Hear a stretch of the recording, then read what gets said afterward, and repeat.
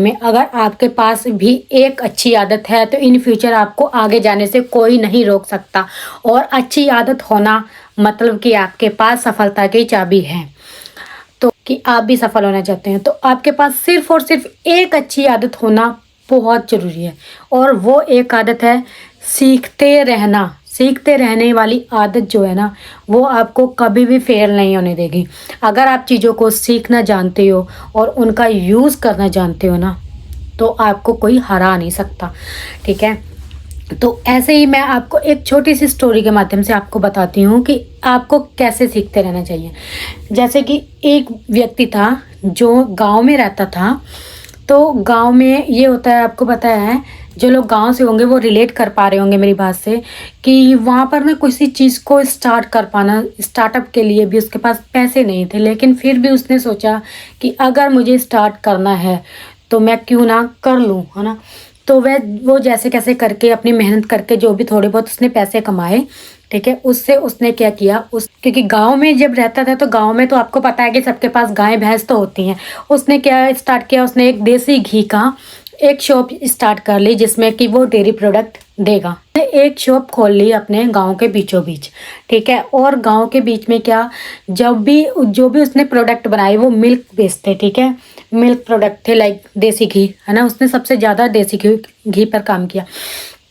तो क्या हुआ कि उसने जितने भी उसका नेचर अच्छा था, उसकी मार्केटिंग अच्छी थी, उसने पहले बहुत प्रॉब्लम्स फेस की, लेकिन फिर भी उसने गांव के लोगों से अच्छी बाउंडिंग बना ली और वो उसका घी बिकना शुरू हो गया। लेकिन अब गांव में सिर्फ कितने घर होंगे, 100 घर, 200 घर, इससे ज़्यादा उसकी बिक्री नहीं हो पा रही थी। तो उसे लगा कि अब मेरा काम नहीं हो पाएगा, फ्लॉप हो रहा है। फिर जो उसकी आदत थी एक अच्छी, उसे सीखते रहने का बहुत शौक था। ठीक है, और आपको पता है टेक्नोलॉजी तो कितनी ज़्यादा एडवांस हो चुकी है। उसने क्या किया, उसने देखा कि सब लोग ऑनलाइन अपनी मार्केटिंग कर रहे हैं, ऑनलाइन चीज़ें सेल कर रहे हैं। तो उसने भी क्या किया, अपनी यही आदत को, सीखते रहने वाली आदत को उसने इसी चीज़ पे इम्प्लीमेंट किया। और उसने इंटरनेट पे जाके बहुत सारी चीज़ें, जानकारी इतनी सारी इकट्ठी की कि जो भी उसके प्रोडक्ट को मार्केटिंग तक लेके जा सकती थी बाहर, उसने ऑनलाइन सेलिंग शुरू कर दी। ठीक है, और जब उसने ऑनलाइन सेल करना शुरू किया तो आप बिलीव नहीं करोगे, उसकी ग्रोथ होनी शुरू हो गई।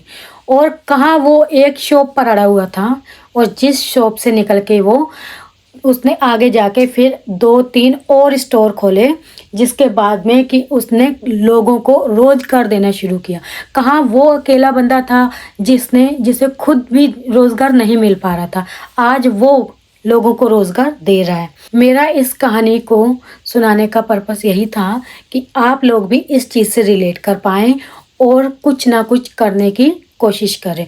क्योंकि अगर एक बंदा गांव से होकर ये सब कर सकता है ना तो आप क्यों नहीं कर सकते, आप भी कर सकते हो। सो अगर आप में ये सीखते रहने वाली आदत है तो इसे सीखो, और सिर्फ सीखते ही ना रहो, इसे यूज़ भी करो ठीक है। और अगर जब आपने इस चीज़ को यूज़ करना शुरू कर दिया तो आपको भी इंटरनेट से पैसे कमाने के लिए तो कोई रोक ही नहीं सकता ना। बहुत सारी चीज़ें ऐसी हैं जिससे आप ऐसा कर सकते हो। सो अगर आपको मेरी वीडियो अच्छी लगी हो तो please like, share and subscribe जरूर कर दें। Thank you so much for watching.